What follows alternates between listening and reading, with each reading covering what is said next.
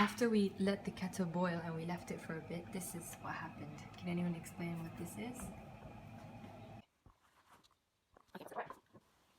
I hope you're ready for part 4. I'll be there for you. Yum. So this is part 4. I'm assuming 5 parts. I'm gonna make it 5 parts. It might be a long one today, but this is a fun one, you guys. So, and pay attention though. You should already know this on the methods of how a state of matter changes from one form to another. I'm hoping that you guys already know when a solid changes into liquid, when a liquid changes into gas, and vice versa. I think you're aware of what these methods are called. Just to quickly go to a rundown, this is what melting looks like. Boiling, condensation, freezing. Oh, I don't think we're... What? Always does that. Anyway. Then you have freezing. So these are the 4 that you should be aware of. I've inserted a clip at the beginning of this video. After we let the kettle boil and we left it for a bit, this is what happened. Can anyone explain what this is? Of the kettle after you've turned it on for a while, and then you have what looks like condensation on the wall. So why does that happen? You might have to explain that. What actually happens is that water molecules have escaped after they've been boiled, right? So they've changed from water to steam. And then these steam particles, some of them do escape and you can see them. Why can you see them is another question, because gas, you usually can't see it. Even water, there's water molecules in the air, you can't really see it all the time. Why can you see it when it leaves the kettle? What actually happens is these steam particles are really, really hot. If they touch a really cold glass, they turn back into water. So then you can see it as condensation. Same thing happens with the steam when it leaves the kettle. Why can you see steam that is leaving from the kettle? These steam particles that are leaving the kettle are cooling down from the colder air, and then they change back into liquid. They stick to each other and then you can see them. Then you can see the steam particles. That's why you can see the steam coming out of the kettle, because it's getting cooled down and it's turning back into liquid, some of it. So that's why you can see it. Otherwise, you won't be able to see it. So we're still going to talk about each one regarding the forces of between the molecules, how they're changing, because they're obviously changing from one state to another. And from part 1, you already know that the forces in a solid, in a liquid, and in a gas are different. So when they're changing from one form to another, these forces also change. And what causes them to change and how do they change is what you need to also know and explain. So there are others that you don't need to know, such as sublimation. You can Google that. But there is one more that you should know. I've got wet clothes and I put them into a rack outside and I wait a day and then I wait a day and then I come back. Why have they dried off? Where has the water molecules gone? How did they change from one form to another? Because we know that water changes from liquid to gas through boiling. But for boiling to happen, you need to reach 100 degrees. And with this rack, it hasn't reached 100 degrees. You didn't boil anything. And the water still changed from liquid to gas. So what is the case here? What has happened? This is something that you might have to explain. Pause this video and try to think of the reason why. The answer is that the water molecules has escaped. When they do that, we call that evaporation. This is what I'm gonna explain what evaporation is. You need to be able to explain what evaporation is. The new method of changing from one state to another is evaporation. So water can change from liquid to a gas, not just through boiling, it can also do that with evaporation. But there are differences between boiling and evaporation, which is something that you also should know.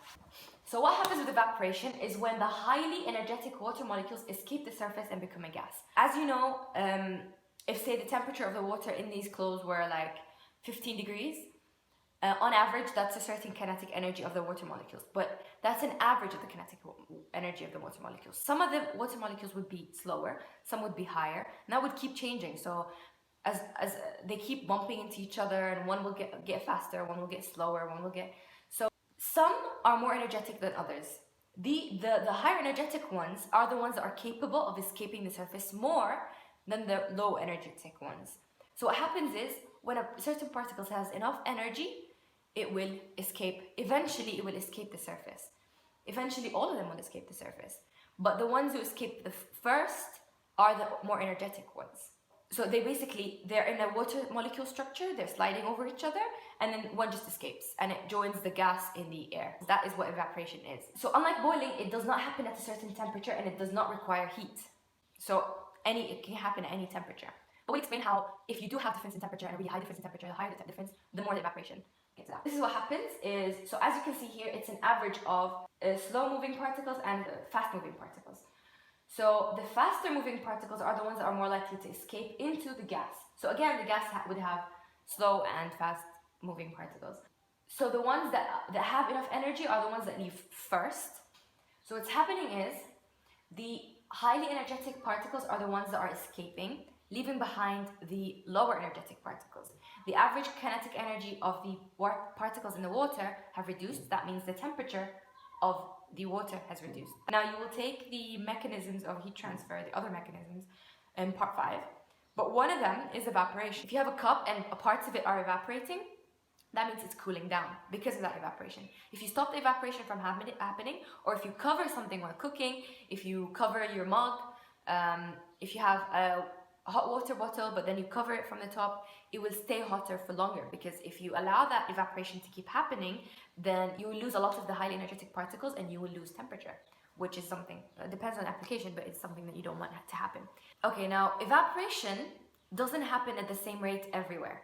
So if you have the clothing rack that we talked about earlier, if you have the same clothing rack here in Jordan, but then you take the same clothing rack and you put it in the UK, where the weather conditions are different, they will evaporate a lot differently.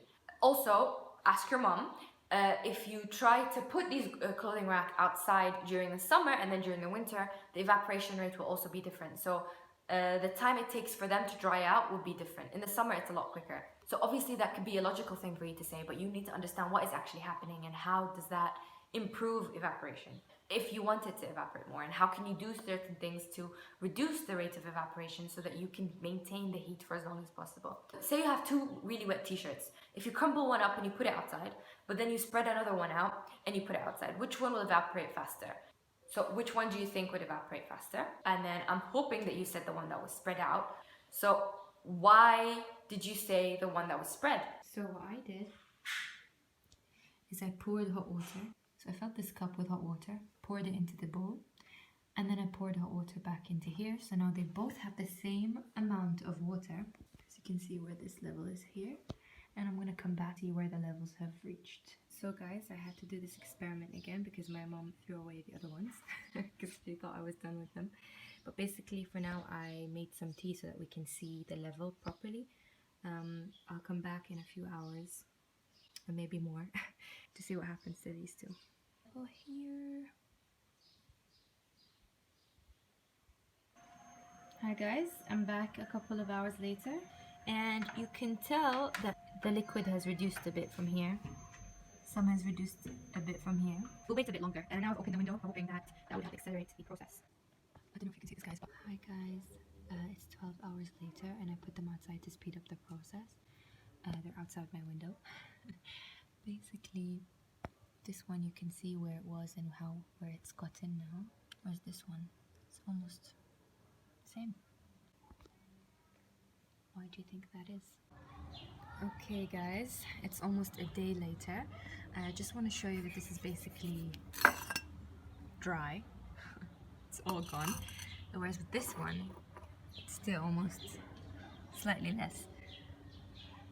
So that's what I wanted to prove. It's a day later, this whole thing has gone. Where did it go to? And then this one didn't. It's still liquid. So similar to here, if you increase the evaporation, as you saw in the clip, if you have the same volume of water but spread out into a larger area, the chances for the highly energetic particles to escape are now more. So now more highly energetic particles are escaping, so that then the evaporation rate is higher. So then the water will disappear from here a lot faster than this one. This one will take a long time for the water to evaporate and escape. Another thing, the temperature, the evaporation depends on is the temperature. So the greater the temperature of the water initially, the more the evaporation will happen at the beginning, at the first few seconds. If you have a cup that was 80 degrees and then, or 50 degrees, and then a cup with 100 degrees, and then you say, so sometimes you might not be able to see the water that has been evaporating. Initially, you are able to see, you see it as steam. So anything that's steaming off, that means it's losing energy. It's losing heat, and that its temperature will start to reduce, because the high energetic particles are the ones that are leaving. The reason why you are able to see it is because it's condensing back into water, parts of it. After it has escaped the liquid state, it's really high in temperature, And if the air around it is really cold, it's going to condense back into liquid, and that's why you see some of it as steam. Yeah, so the greater the temperature that you start off with, so going back to the 50 and 100, with the 100, more steam will come out. And you'll actually, if you look at the volume of liquid inside that cup, it will reduce faster than the one that was 50 Celsius. The 50 Celsius will remain liquid for a bit longer than the 100 Celsius one. The 100 Celsius will lose a lot of its water molecules as steam through evaporation a lot faster than the 50 Celsius one. If you have two really hot cups of tea, one is inside and one you put outside in a cold weather, right? A really cold day. The colder one is going to evaporate faster because the difference in temperature now, so it's, say the room temperature inside is 25, so the difference now is 125, you will have some evaporation. Whereas with the other one, it's 100 and say it's 10 outside. So then the likeliness of evaporation has increased when the temperature difference is more. Another thing that the evaporation depends on is humidity or availability of wind. So if it's windy outside, the evaporation will happen even more. Because what's happening is, it's more likely for the water molecules to escape the surface if there aren't a lot of water molecules outside to begin with. Imagine a really highly energetic particle has escaped the water molecules, but then is pushed back down from a water molecule that's in the air. It pushed it back down. Or one of the particles in the air will insert itself back into the liquid form. So evaporation rate is a lot slower. So think back to if you've ever been to a really humid country, if you've ever traveled to Malaysia or whatever, and you sweat, that sweat is not going to evaporate as fast as you are in a dry country, such as the Gulf countries or in Jordan. So what's happening is evaporation is a lot less likely to happen, and it happens at a much slower rate if it's humid outside, because the air is already filled with water molecules that it doesn't want to take in more from the water surface. So evaporation is a lot less. So these are things that you need to know that evaporation depends on. These are also explained further in your book's page 118. One more thing that you need to know about evaporation. So going back to the fact that it cools the object down. Another thing is, say I have, that's why when you leave the pool, for example, during the summer, you get really cold even though it's really hot around you. It's because you have water molecules on you and they're escaping. Now, if they're escaping, they're using some of your temperature to gain that kinetic energy that's enough for them to evaporate. So they're taking some of your energy. What's happening is, so imagine I poured in water on this table, but I also poured in water on my skin, right? So usually human temperature is 37 degrees. Room temperature here is, let's say, 20. So the rate of evaporation will happen faster from me. And I will feel cold if the water is actually evaporating, because I'm giving it some of its, or I'm not giving it willingly, it's taking my heat from my body to be able to have enough energy for it to escape. So that's why you feel a bit colder. So even a table will get a bit colder after the water is evaporating from its surface. So it's similar to if you go outside and it's really hot, you pour in water and you wait for it to evaporate a bit, then the ground will be a bit cooler. It's because of evaporation. The water will take the heat from the object that it's on. It will take it to have enough kinetic energy to be able to escape that surface, and evaporation will happen. So that's another thing that you could, or you would have to explain. So what would happen if sweat evaporates from your body, or if water evaporates from your body? Why do you feel cooler? Okay. So that was evaporation. I hope that was clear enough for you. You need to understand how it happens, why it happens, and the difference between evaporation and boiling. Okay, usually, this is a tip for you, and it will hopefully start to help you think about heat and how heat changes from one form to another. So basically, heat always goes from hot to cold, right? So you can never insert coldness into something.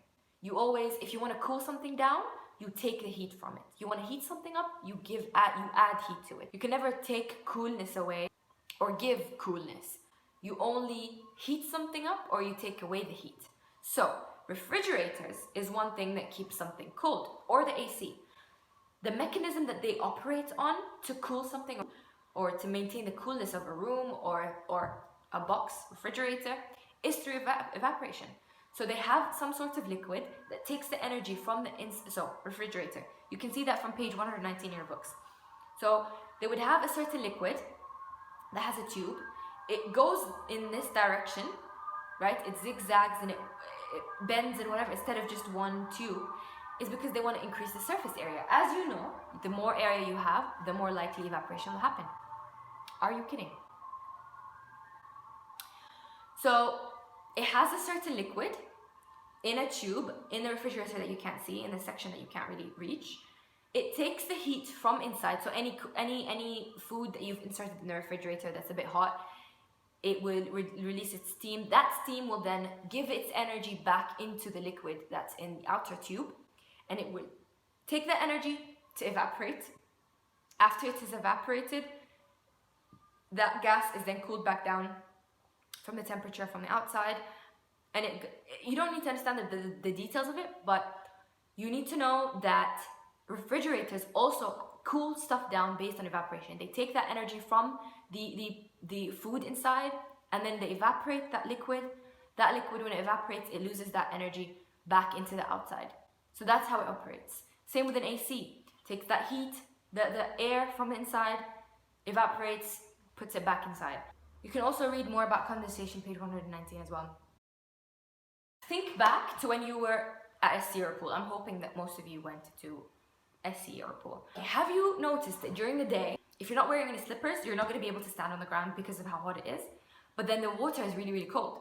But then at night, I don't know if you've ever tried swimming at night in the sea or in the pool, the water is warmer, a lot warmer during the night, and then the ground is actually colder. You need to understand also what's happening there. Can you think about why? That's something that you should be able to explain this answer from this video. So if you look at the ground is normal. So during the day, if there's sun, it heats up, it's hot. During the night, there's no sun, it cools down, fine. But why is the water cold during the day and then hot and then warm during the night? Why is that the case? To be able to explain this, let's make a small experiment. So say you get two different materials, the same mass of this different material. So 1 kilogram of water and 1 kilogram of aluminum. No, their volumes are different because they have different densities. I hope you remember that from earlier, this academic year. So then, say you add the same heat source to both. The experiment has to be fair, right? Then you add a thermometer. The reason how you can add the thermometer to the aluminum is you drill a hole inside and then you add the thermometer. Say you have a stopwatch. Now, which do you think will heat up by, say, 5 degrees? So let's say they are both at 25 Celsius and we started the heat source and we started the stopwatch. Which one will reach a degree of 30 degrees? So the heat source will have a certain amount of power. So it's giving a certain amount of heat or energy every second. That's constant. Now each material, so water and aluminum and something else, will require a different amount of energy to be able to be raised by the same amount of temperature. Their molecules are different. And as we said, the more energy you're adding, they're going to the kinetic energy. So that kinetic energy is then half mv squared, right? So the faster they go, the more kinetic energy that they have, the higher the temperature. So they have different masses of each molecule, each atom. So they require different energies in order to reach a certain kinetic energy, in order to reach a certain temperature. Hope that makes sense. Play that again 3-4 more times. So basically, the idea is that each material, if you say you get 10 different materials, you start the heater and you start the stopwatch at the same time, they will each have a certain amount of time required to reach the certain amount of temperature that we want. Each material requires a certain amount of energy to heat up 1 kilogram of itself by 1 Celsius or a few degrees. So every material will have a special number of energy required to heat itself up. This is what we call specific heat capacity. Every material will have its own specific heat capacity number. We'll get into why we call it heat capacity. So capacity means مقدار, right, in Arabic. So how much heat can you put into it? How much heat does it need? And it's specific for each material. We'll get into that. So specific heat capacity, the definition of it is the amount of energy required to raise 1 kilogram of a material by 1 degree Celsius. For example, if you open your books, page 120, water requires 4,200 joules per kilogram per Celsius rise. Alcohol needs 2,500, ice 2,100, and then aluminium 900. Copper only needs 400 joules in order to increase 1 kilogram of copper by 1 Celsius. Water, on the other hand, needs 4,200 joules for it to increase for the same amount of mass to increase by the same amount of temperature. Water requires 10 times more energy than copper to be raised by the same amount of heat for the same amount of mass. The symbol for the specific heat capacity is C. How you can calculate C is by having the energy, dividing it by mass, and dividing it by the difference in temperature. So, experiment to find C of water. So you start with a heat source. Let's say the heat source provides 100 watts. This, you will be given that. The timer starts to record the time needed for the thermometer reading to be raised by 10 Celsius. So the reason why we choose 10 Celsius is because 1 Celsius might be very difficult to see. So to reduce error, we say, let's say 10 Celsius. The more you increase it, the more it might be accurate for you to, it's less likely to commit error, right? The error will be divided by the number of degrees. So say you start with half a kilogram of water, you start the thermometer, stopwatch, heat at the same time, and you start recording. So you want to find the amount of energy required to heat up 1 kilogram of this water by 1 degree. What you need to find C, you need the energy, you need the mass, and you need the difference in temperature. Because you want it to be every 1 kilogram. So what you're finding here is for half a kilogram. So you have to divide it by half or multiply it by 2 to find the energy required to heat up 1 kilogram. And then you're also doing 10 degrees, so then you have to divide it by 10. Now we don't have the energy. To find the energy, you need power times time. So you have the time, you have the power. If I tell you that I'm asking you to find the specific heat capacity of water if the time required for this experiment was 230 seconds. Go, calculate it. Oh, well, it's right there. So if you do this, so power times time over mass times the difference in temperature. Difference in temperature has to be in Kelvin. SI unit for temperature is Kelvin. So even though we're saying degrees, but we're saying the difference, so it's Kelvin. So it's 4,600 joules per kilogram Celsius. This is what we got from this experiment. Now this is an experiment that they're claiming in the book is a real life experiment. And it's slightly different than the actual temperature of water. So the actual specific heat capacity of water. As I just mentioned, specific heat capacity, if you remember, is 4,200 joules per kilogram Celsius. So why did we get 4,600? Now, I'm going to insert a real-life experiment that I've done for this. So you can do this at home as well. Hi guys, welcome to my kitchen. I'm going to be using this transparent kettle to do an experiment. So right now I have water here that's at room temperature. Temperature of the room is, I'm going to say 19. Parallax area. I'm going to pour in 1 liter. So now it's 1 liter. I hope you can see that. Again, parallax error. I want to see how long it takes for this to boil, right? So I'm going to try to press both of these at the same time. Okay. So now we wait. Now this is starting to heat up. So there might be some lag. We might have 15 extra seconds on the time, or let's say 10 extra seconds. But water is moving right now in there.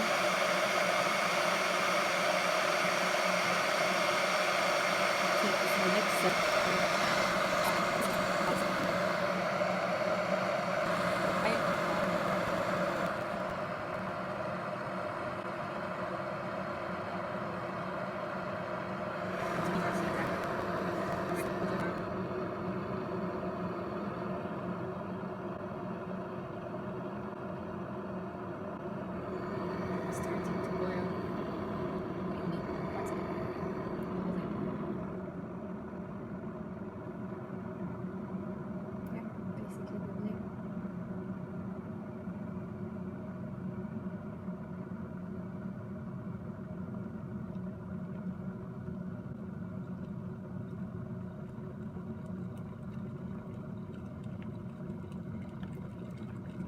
Major bubbles are forming.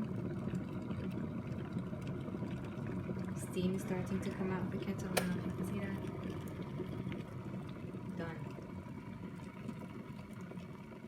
Now you saw what happened. So we started off with 1 liter of water.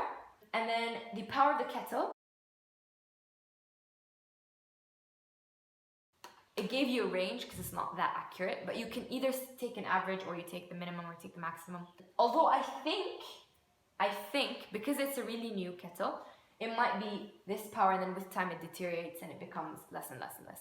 Again, I think you will take that in 10th grade, why that happens, but anyway, pick a power within this range. The room temperature, as you saw from the video, was 19 Celsius at the beginning. And then the time it took to boil was around 3 minutes. Now, obviously, oh my god, no. Okay, so it took around 3 minutes, or 3 minutes and 25 seconds. So these differences are what could create error and what could create differences in how you've calculated the specific heat capacity and how I've calculated the specific heat capacity. There's error in everything. I might have not added exactly a liter, right? Parallax error. I might have committed an error while reading the temperature of this. Also parallax error. So these are the things that I need for this. So here, 1 liter of water, 1 kilogram. 1 liter of water, if you go back to your notes from earlier this year, you will see that 1 liter of water is equal to 1 kilogram. Let's take the power of the kettle as 2000. I took the average between the two that was given from the kettle. And then you need the difference in temperature, so 100 minus 19, which is 81, I think. Is it? Yeah, 81. So time it took to boil was around 3 minutes, so let's say 180 seconds. Or you can add another 25 seconds, so 205 seconds.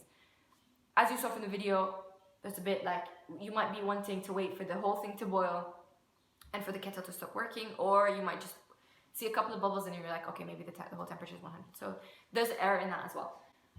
So if you do that, you get 4,444 joules per kilogram Celsius. I think if you take the lower end of the power, you might get something closer to 4,200, but realistically for this experiment, you actually will never get the actual number for C. To have C, you need to have something that's you need to reduce the error as much as possible, and you also need to be using pure water. If you go open your kettle at home right now, you'll see water bits inside. That's we call that hard water. No, that's what happens when you boil hard water. You can Google what hard water is. It's not pure water. It's water with minerals and stuff. So when you evaporate it, only the water H2O will evaporate, leaving behind the minerals and whatever. That's why it's not really good to keep boiling the same water over and over and over again. So that these remnants will keep accumulating, and it's actually not good for you. You have to clean your kettle once in a while. So anyway, so C, that 4,200 is for pure water, and it's for doing the experiment with as little error as possible. Now the biggest error we'll get to, which is not what we've discussed so far.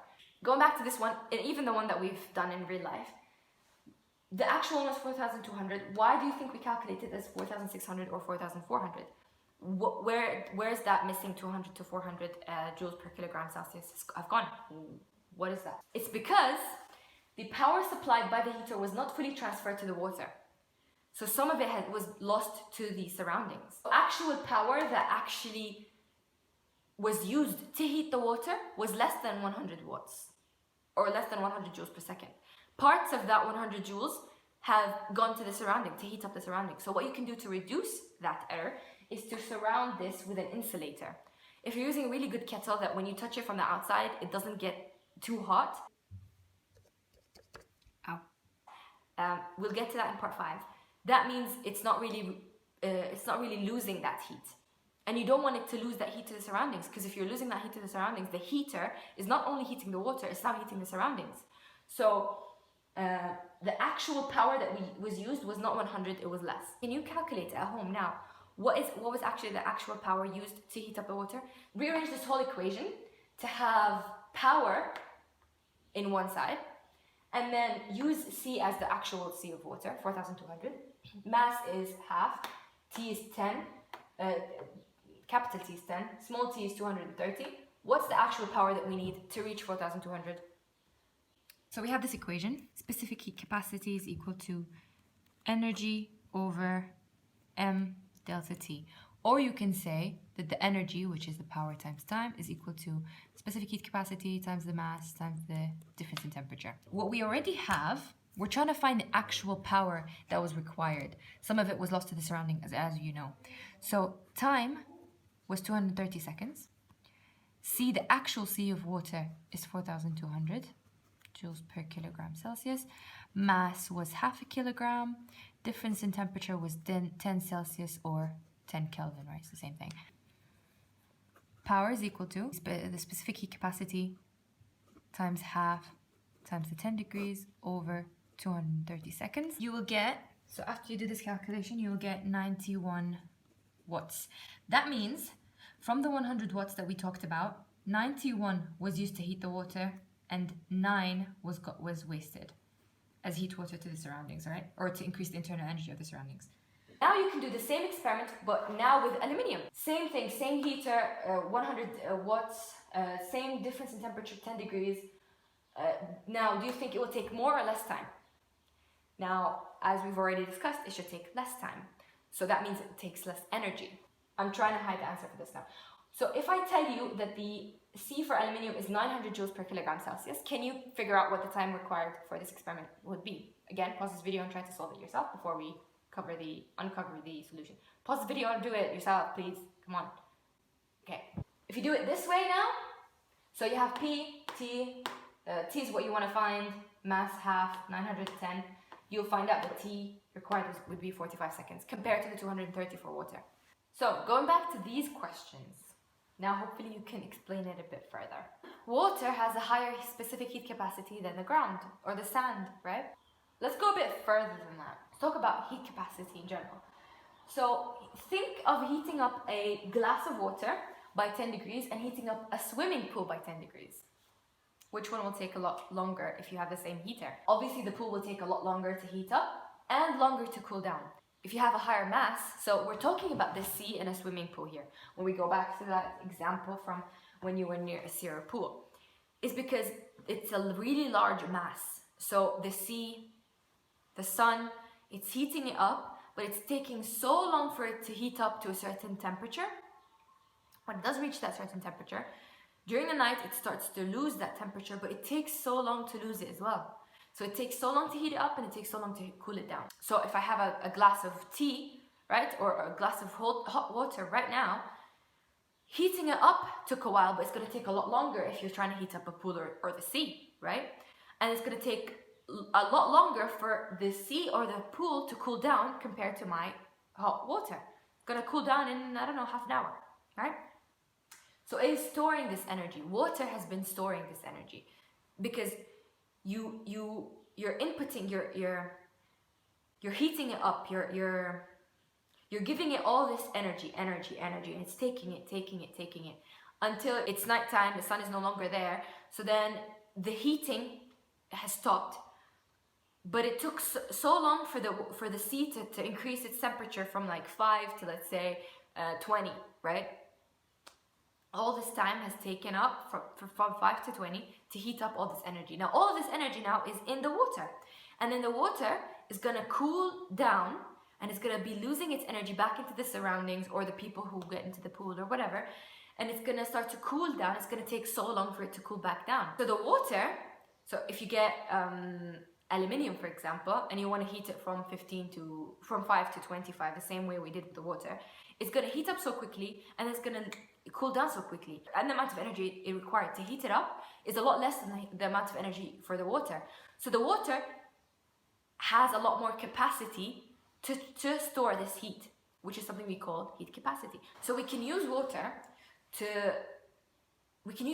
move energy from one place to another. So if I heat up a lot of water here and then I transfer it to another room, it can then heat up that room. This is what happens with the radiators. So if you have radiators at home, you know, the ones that you see are like that. They do this to have higher surface area. Get to that later. Water is heated up by a heater. It gives it a lot of energy. That energy, the water then keeps that energy because it doesn't lose it that quickly. And then you pump it into the radiators, and then the radiators, it starts to lose that energy slowly into the room, and it heats up the room. We use water because it has a high heat capacity. You can't use another metal, liquid metal or something else for that application. You can't use that because it can't store that much energy and it can't then be transferred, because say you're using a different liquid that doesn't require that much heat. You heat it up in this heater room, it leaves, as soon as it leaves the room, before it even reaches the room that you want to heat up, it loses its energy to the surroundings. So you need something that has a high heat capacity. So to calculate heat capacity is the specific heat capacity times mass. So water is good because its C is already high. If you have a high specific heat capacity and you have a large amount of its mass, then you can store a lot of energy. So the more the C, the more energy you need to heat something up, the more heat it can store. And then the more mass you have of the material, the more energy you need to heat it up, the more energy that it can store. Okay, now we're done with the second topic. Now for the third topic of today, if you get a glass of ice or a block of ice, so if you get a block of ice and you wait for it to start to, when you see it melting, because you can have the ice at a really cold temperature, minus 20 degrees. You want to wait for it to start to melt. When it starts to melt, you put a thermometer in there and the temperature is 0. And you keep waiting for it to keep melting until, if it's half melted, half of that block of ice is ice and half of it is water. You put the thermometer back in there, it's going to be 0 Celsius. So the reading will remain 0 even though the heat is being added to it, right? So you get the block of ice, surroundings are heating it up. So it was shoot. Okay. So reading will remain 0 even though the heat is being added to it. Why is that the case? Where's that heat going? So before, we know with the specific heat capacity, as you add heat to a certain object, its specific heat capacity is its temperature is going to start to increase because it's kinetic. That temperature, that heat that you're adding into the material is going into the molecules. The molecules have gained energy and they're moving a lot faster. So they are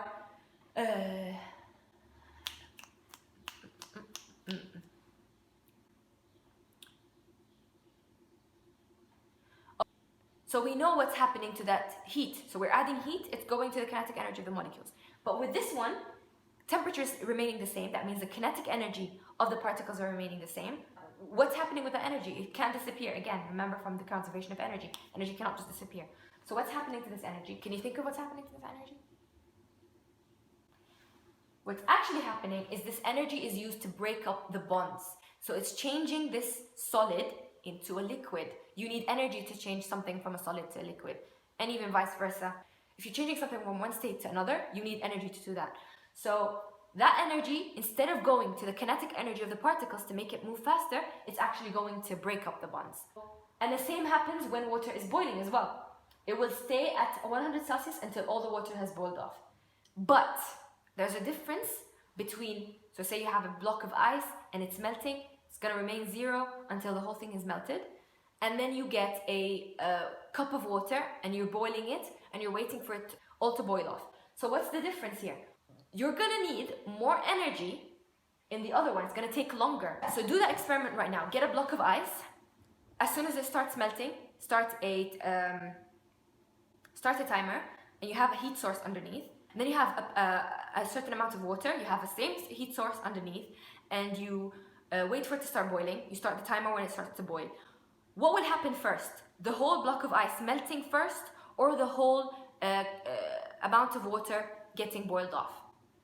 If you do that experiment, you're going to realize that the time taken for the same amount of water when it's liquid to boil off is going to be a lot more than when it's in ice form and you're waiting for it to melt.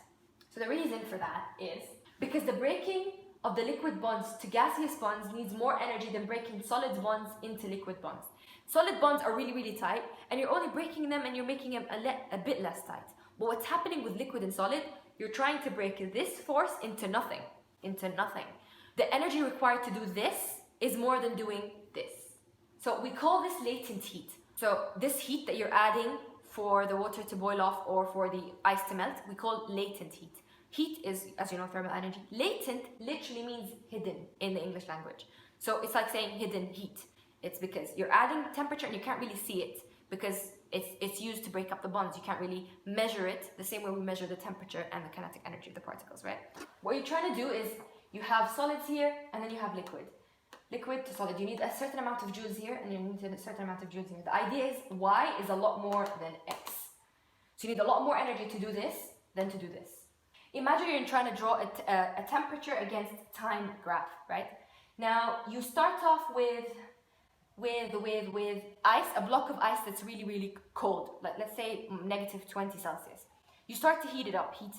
What's going to happen is, according to a specific heat capacity, so you have E equals mc delta T, right? So you have a certain amount of energy, you have the C, you have the mass. So let's say we start with a 1 kilogram of block of ice, and you're waiting for it to melt.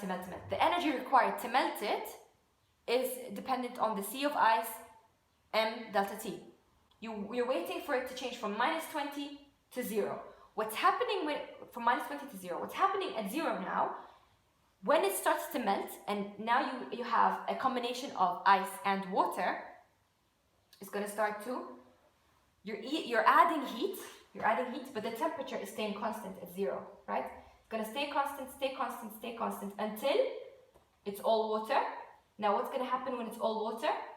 It's going to start to increase again according to the specific heat capacity of water now. It's going to increase until water now starts to boil off. Temperature now is stuck. It's going to be water and vapor, and then all vapor. So as you can see here, we started off with ice. As you add heat, temperature will rise. And then when it's 0, it's ice and water. It's going to stick to temperature of 0, even though you're adding heat to it. You're adding, but it's not showing in the temperature form. That's why we call it latent heat. So this is latent heat. Then, when it's all the ice is melted, now the water will start to increase its temperature from 0 all the way to 100. It's going to keep increasing. The gradient actually here might not be the same, because the specific heat capacity of ice is different than the specific heat capacity of water, and it's different than the specific heat capacity of steam. Just an FYI. Basically, the amount of energy needed to heat it up by a certain amount of temperature is different for each one. So then it's going to keep increasing until it starts to boil. When it starts to boil, it's going to get stuck at 100 Celsius, and then it's going to increase again after the whole thing has boiled off. The vapor will keep increasing until the maximum temperature ever that can be achieved. Specific latent heat of fusion is the amount of energy required to melt 1 kilogram of a material. Specific latent heat of vaporization is the amount of energy required to boil off 1 kilogram of material. Right? So how you can calculate it is, the symbol is L. L is the energy over the mass. So if you're talking about 1 kilogram, then you know the energy required to melt 1 kilogram. Going back to this point, try to have a block of ice and a block of a metal. You add the same heat source and heat both till their melting point. Start your timer. Which one will completely melt first? The one that requires less energy to melt will melt first. So that's the one with the lower specific latent heat. Okay, so you also need to know the experiment to find the specific latent heat of fusion of water. So how can I find that? So say you add a heater of power 100 watts to ice. You put them in a funnel, and you have another beaker here to collect the water that's been melting. You record the time required for a certain amount of ice to melt. So you need to know how much ice, the mass of ice that's melted here. Both have to be 0 Celsius. What you can do is, again, L is equal to energy over M. What we can do is L equals PT over M. Because you have the power, you need to record the time, and you need to record the mass that's melted in that time. So, if I tell you that for water, for 100 grams of ice to melt, it takes 300 seconds. And I ask you to find L using this equation. Stop this video, try to calculate it yourself. So you do 100 times 300 over 0.1, you'll get 300,000 joules per kilogram. However, the actual specific latent heat of water is 330 kilojoules per kilogram. Why do you think we got 300 kilojoules instead? If I tell you this is the actual latent heat of water, that means we need 330 kilojoules to melt 1 kilogram of ice. That's how much energy you need to completely melt 1 kilogram of ice. You see how much energy is required? Remember that. Now we're going to see what the specific latent heat of vaporization of water is. But in this experiment, again, we might have errors. So why do you think we got 300 instead of 330 for this experiment? If you do this at home as well, you will get a different number. It's because the surroundings have helped in heating the ice, so actual energy absorbed by the ice was more than 100 joules per second. So what's actually heating up the ice is not just the heater, it's also heat from the surroundings. So the surroundings, so room temperature is typically more than 0, right? So let's say it's 25. So 25 Celsius from the outside is also giving, because always heat always goes from hot to cold. So if you have something cold outside, even without the heater, the ice will melt, right? So if you have ice right now, you put it in the room, it's gonna melt eventually because there is heat from the surroundings that's heating up this ice. So what's happening in this experiment is that during these 300 seconds, so if you keep the ice without the water for 300 seconds, parts of it will melt. So you have an additional amount of power from the surroundings. So the power that we used in the previous equation, this 100 was actually more than 100. It wasn't just 100. There was an extra power, an extra joules every second added from the surroundings. How much? If you want to calculate it, P must have been 110. Because if you do the calculation now, if you do 330 kilojoules, and then you have the power that we need to find, T is 300, mass is 0.1 kilograms, you will get power has to be 110. That means there's 100 watts provided by the surroundings. So 10 joules every second is provided by the surroundings to heat this ice up. It's not just the heater. This, you could get asked a question on design an experiment, or they give you an experiment and then they tell you why is it different from the reading of, why is it different from the actual specific latent heat, the one that you've calculated, why is it different? So we need to calculate how much energy is required to evaporate or to boil off a certain mass of water. So what you need now is a mass, balance, beaker, water, and a heater. So assume again the heater has 100 watts and that the time required to boil 100 grams of water is recorded now. You also need the time. By stopping the stopwatch when the reading on the balance reaches 412. So here we started with water of 512.3 grams. You start the heater, you start the stopwatch, you stop the stopwatch when this reading is 412. That means 100 grams have boiled off. Find L if the time required for all of that was 2,500 seconds. Go, now, calculate it. Pause the video, calculate it. So, this is the equation. L is equal to 100 times 2,300 over 0.1. You will get 2,500 kilojoules per kilogram. So, remember the first one. To melt a 1 kilogram of ice, you require 330 kilojoules per kilogram. To boil off 1 kilogram of water, you need 2,500 kilojoules. 2,500, 300 kilojoules, 330 kilojoules. So you need a lot more energy to boil the same amount of mass of the same material. Now, but however, the actual specific latent heat of vaporization of water is 2,300 kilojoules per kilogram. So why do you think we got 2,500 instead? Can you think of why? What's happening with the surroundings now? It's because some of the heat from the surroundings, from the heater, is lost to the surroundings. So the actual heater is used to heat up the water and also heat up the surroundings itself, because room temperature is typically a lot less than 100, right? Let's hope so. So it's usually 25, so it's the surroundings are 75 degrees Celsius less than the water that you're trying to heat up, so that you're trying to boil off, right? So the water itself, you get water that you just boiled off, you put it in a room, in half an hour it's going to lose all of its energy, right, to the surroundings. So the heater, some of its power is going to the water and some of it is going to the surroundings. So you can calculate how much is lost by putting 2,300 kilojoules here. You need to find the power. You put the time, which is 2,500 seconds. The mass is 0.1 grams. You'll find P is equal to 92 watts. That means 8 watts from the 100 that we started with are going to the surroundings. So every second, 8 joules from the heater are given off to the surroundings. And we're done. Now, quickly before I forget, what you can do is go through. Now, if you feel like you need more information, you can go to the same Word document that Ustaz Omar has prepared. There's a lot of wordy things that you can read to help you understand it even further. Some of it we still haven't taken yet. So you can ignore conduction, convection, and radiation. We're going to take that next session. So here you have specific heat capacity of a substance. You can read about that. There's examples that you can do to help you understand it even further.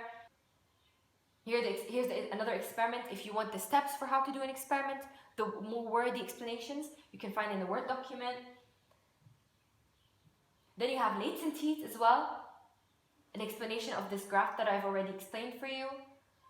Then you have the specific latent heat of fusion.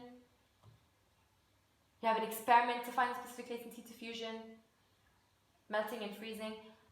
Okay, this is actually a really good example, so try to do it before you look at the solution. How much heat is needed to change 0.2 kilograms of water at 15 Celsius to ice at 0 Celsius? So try to do that. Then there's also specific latent heat of vaporization, and the experiment explained in steps. If you feel like you need more help, you can always read through this. And then these are the differences between vaporization and condensation, boiling and evaporation. You need to know these things, so please go through this document as well. Okay, we're done.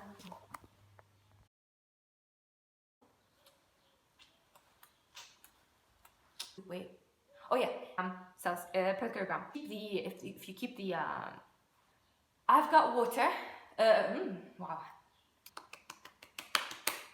So now the new thing that so now more kinetic and because when you have when it's escaping after it has escaped the water, after it has escaped the